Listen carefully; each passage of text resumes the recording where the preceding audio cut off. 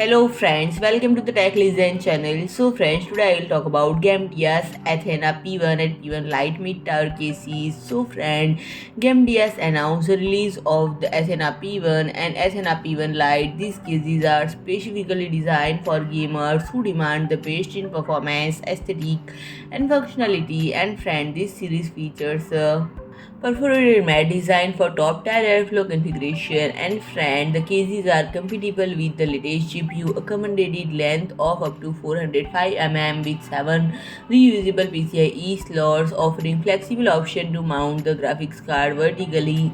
And this card also includes an integrated cable routing cover for a more intuitive and clean building experience. And the series offers the option to house up 9 fans. As for water cooling, the case supports a 360 mm radiator in the front and at the top, measuring 460 by 225 by 485 mm, and the case is compatible with ATX, Micro ATX and Mini-ITX motherboard.